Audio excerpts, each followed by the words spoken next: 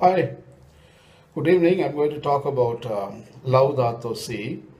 Uh, Laudato Si appeals uh, people around the world to initiate the creation of agrarian theology. Pope talks about farming, farmers and their issues, about their work, and about their land and what to produce, organic farming or genetically modified crops. All those issues Pope is discussing in Laudato Si.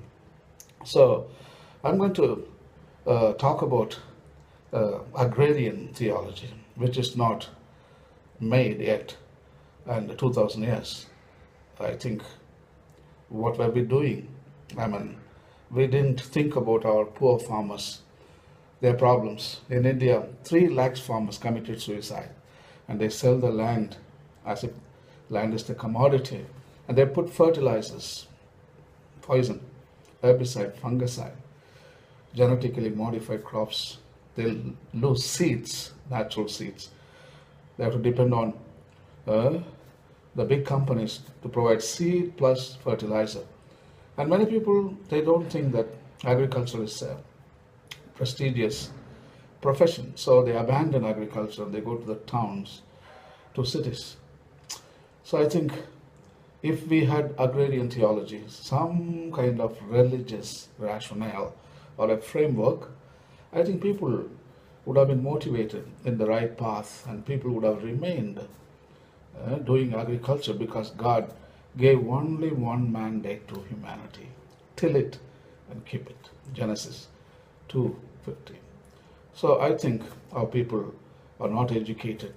I think the church, the members, the bishops, the cardinals, the priests, we all failed for the past 2000 years when it comes to the creation of agrarian theology. The Bible is full of texts, especially Leviticus chapter 25, the sabbatical year, the giving rest to the land every 7 years and also every 49 years. So God is teaching the agrarian community how to care for the land and the soil and the creatures and the crops and the poor, those who work the soil.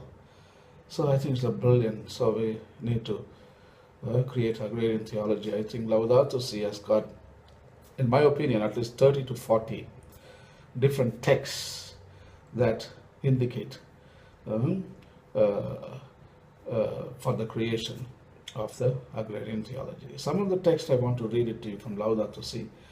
For example, the Laudato Si, paragraph number 67, the Pope writes as follows: each community can take from the bounty of the earth, also as the duty to protect the earth and to ensure its fruitfulness for coming generations. The earth is the Lord's, Psalm 24, verse 1. Such a beautiful word. The earth is the Lord's. To him belongs the earth with all that is within it.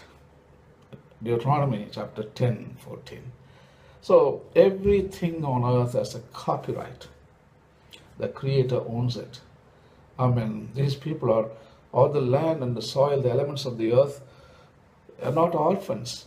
They are children of God Himself. He created, He cares for them, He values them, He caresses them. As it were, the whole creation is the caress of God. It comes out of His own love.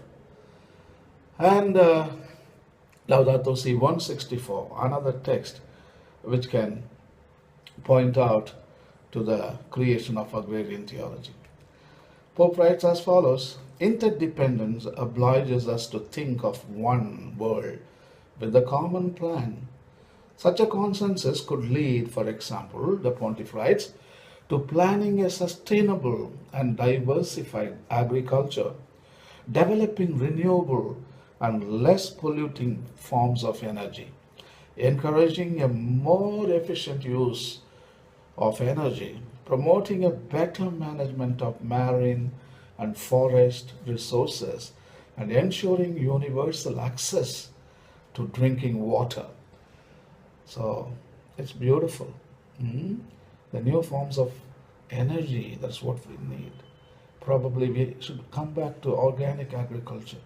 We should abandon the green revolution and the atrocities associated with the revolution and come back to natural way of farming.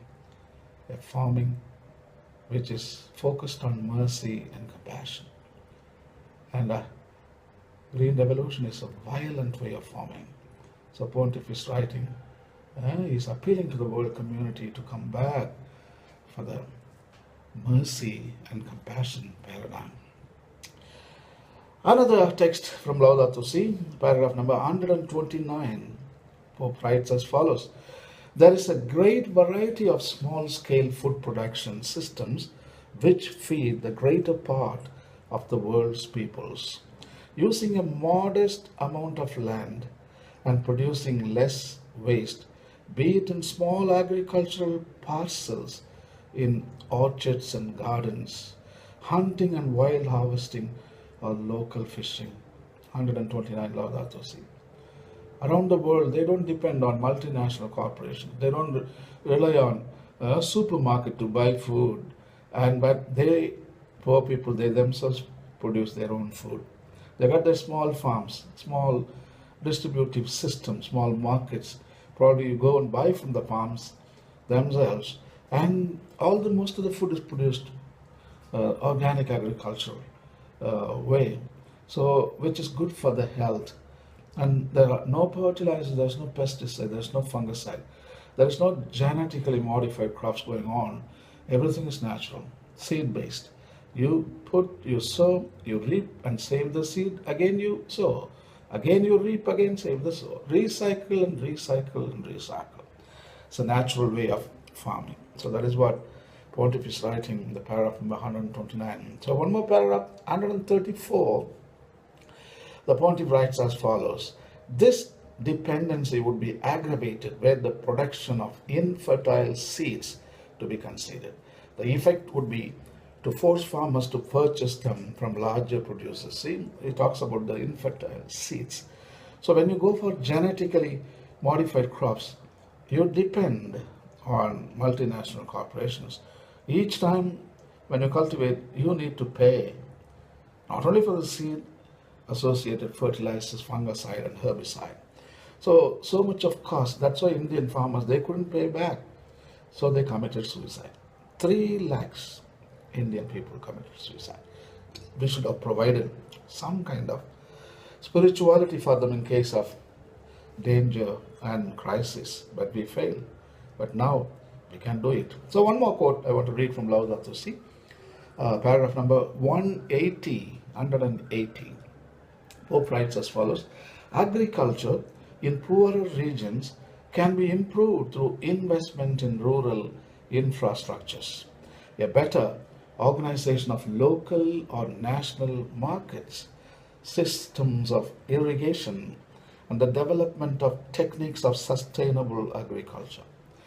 New forms of cooperation and community organization can be encouraged in order to defend the interest of small producers and preserve local ecosystems from destruction.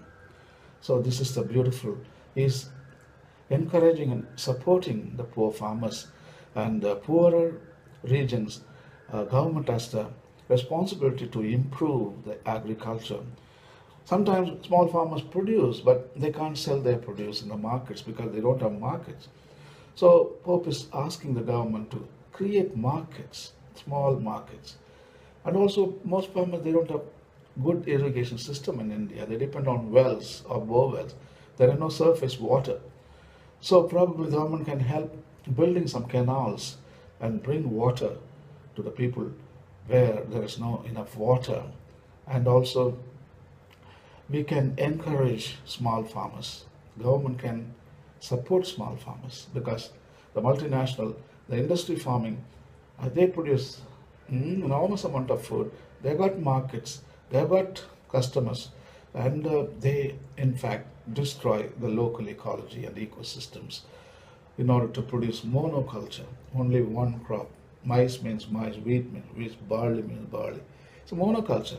But natural farmers in India, they cultivate multi crops farming, which is very good and good for the land and good for the farmer, because the farmer can get income every week, little, little, little. He doesn't depend on after 90 days, but because he has a multi crops planted, in 30 days some crops they are matured, and 60 days they are ripened, and 40 days another crop. So every week or every month farmer can have his own income. And organic farming, that is what very important today. So our health has been really endangered, and our genes, we don't know what mutations have taken place in our body, and had the future generations, we are not doing justice. Actually, we are making our future generations dumber, stupider. Probably they'll be handicapped. We need to really think about all the side effects of what we are doing. So I think agrarian theology is very important, not only in India, not only in Asia, around the world, because the Western world may not create agrarian theology. They don't need it anyway, because they are capitalistic countries, and they don't need agriculture, because most of the time, most of the Westerners think that food is grown in supermarkets. They don't know how agriculture dynamics work. So I think it is the only farmers. It's a need from us. We need it. So we don't depend on anymore on Western people to create agrarian theology. We can create something from the East, and it can become slowly, it can become also mainstream theology. But now we can label it as a liberation theology. We can liberate the land. And there is already feminine theology, Dalit theology, there are minority theology, there is so many theologies. So agrarian theology also could be a liberation theology for the land, to the farmer, to biodiversity. So I think there are lots of benefits. In future, our farmers, they don't have to commit suicide. They don't have to sell the land. They don't have to put fertilizers, fungicide, herbicide. They don't have to grow genetically modified crops. At last, they don't have to think that agriculture is the meanest job. So our future generation, will have prestige, and they will have pride in doing agriculture. Even the medical doctor children can come back to farming. Even engineer children, they can come back to farming. Even teachers, even a big government official children all choose to do farming. So because agrarian theology can restore the value and dignity for one of the oldest profession in the whole world, which is endorsed by God himself in Genesis 2:15. Agrarian theology. God commanded only one mandate: till it and keep it. Thank you. Bye.